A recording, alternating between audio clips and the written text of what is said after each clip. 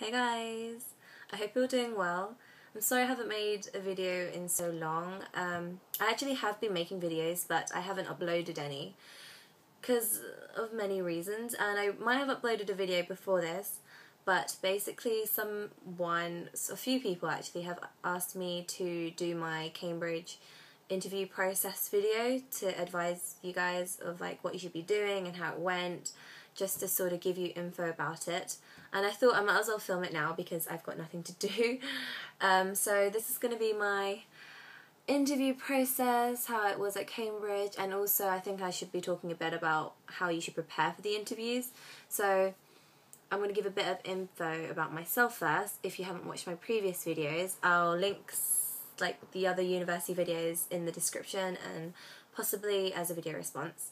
But I applied to Cambridge and for economics, and basically I found it. Results day is tomorrow, so everyone finds out whether they got into uni tomorrow, which is quite scary. I'm not sure when I would have uploaded this because my phone's been having some issues. That's part of the reason why I haven't been uploading. I can't upload straight from my phone anymore. But basically, yeah, I applied for economics, and I'm going to be telling you a bit about how I prepared for it, the interview process, the application and stuff. So, first things first, you guys, if you haven't applied yet, you would be preparing to apply, such as like doing some extra reading, trying to perfect your personal statement, going to open days and stuff like that. And when you actually begin your UCAS application, UCAS is like the university application, the main one in the UK. When you start filling that out and you've done everything, you filled out your loan stuff, your personal statement, and you click, you fill out all of your universities you're applying to, and then you press, submit your application. What happens is you wait for some responses to get back in. It takes a few weeks, unless obviously you apply for the wrong course like I did, and I got rejected like a week later, which is quite embarrassing. But that was for like a different uni, don't worry. For Cambridge, what they do is they send you letters from your college usually, or they might send you an email. It differs from college to college. Some of my friends, they got emails and no letters. Some of them got both. I only got a letter. So in the letter, it invites you or rejects you from an interview. So if they do invite you to an interview, which is what we're assuming here, they give you the times of where you need to be, who your interviewers are, lots of information like that. And how mine was laid out, I remember. I think I still have it, but I'm not going to show it, I'm sorry.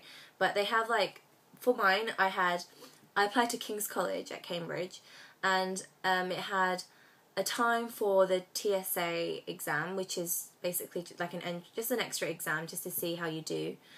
TSA's Thinking Skills Assessment. It will be different if you obviously aren't applying for economics, but I think you also do it for like computer science and possibly some other science.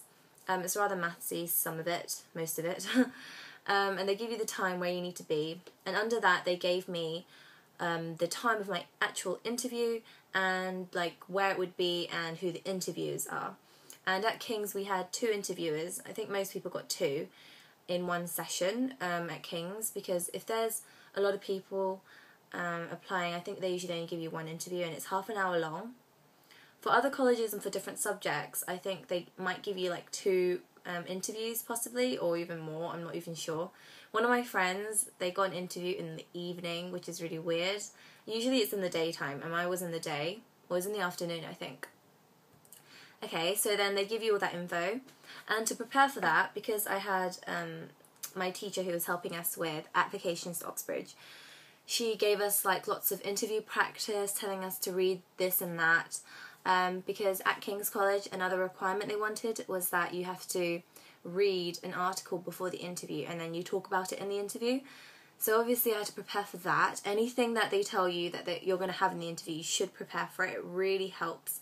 Not only just like helping your knowledge about the subject a bit more, but it gives you, I think it helped improve my skill of reading and talking about something like instantly, and especially it improved my confidence in an interview, because in the first few practice interviews I was really nervous and I was like babbling on so much, and in the actual interview it improved quite a bit. I mean, I still talked like sometimes out of feet. out of step. I don't know, but it was fine. I was a lot better at presenting myself in the interview. So it's really important, I think, to get lots of practice interviews with teachers, with people you don't know, and also looking at the type of questions they might ask. So some things that some of us did was we looked at the possible questions they might ask, and I think we all had a different idea of the questions, but I was pretty confident that the questions they presented at Cambridge were quite simple, more about principle, like the basics of your subject, to sort of see if you're really passionate about it. And that was sort of a plus for me, because in the actual interview, the questions they asked, I wasn't taken aback by them, because they were like my sort of economics, the questions they asked me. I think I might have to put this in 2 videos. But you prepare lots for them. I did my reading. I also prepared for TSA a bit. I could have prepared a lot more. I was really quite relaxed about it because it was just a multiple choice. But it's really hard. Like, I'm not even joking. I think the average was like 68% for it for 1 year on the website at Cambridge for the mock one. And the first time I think I got like 58 and then 68 and then 78. So it improved. But obviously I was doing the same exact test. So you sort of learn a pattern with it, I guess. Just preparing, it really helps. Your talking skills, I think, is really important in an interview, because the interviewers, they teach at Cambridge or Oxford, and they obviously want to see whether you're suitable for them to teach. So really bringing yourself out and being confident in talking about something you enjoy, and just showing how much you enjoy it from the way you answer, the answers you give. You know, don't think too hard about it. I think that is really important. Okay, so there's that. Those are the things I prepared for interview. Other people also asked me they asked me what I should wear to interview and stuff. So yeah, we had that conversation as a group in my school. We were talking about what we should wear. And I was really panicky because at school we have smart wear at sixth form, but obviously I dress quite casual formal, so I was quite scared about what I should wear. And our teacher was really adamant that girls definitely do not wear mini skirts and stuff like that. That is just really unprofessional, and they shouldn't be looking at what you're wearing or what you look like. They're looking at who you are and your intellect. They don't really care about what you wear. But I was quite worried, so I did buy a few things before the interview. It was winter because interviews are in December time. So I bought a big woolly coat, like a proper wool coat from Uniqlo. You don't need to do this, but I just wore that because it looked smart and it was just like casual. Underneath I wore a smart skirt, so I bought one of those smart woolen grey skirts. So yeah, and I wore tights.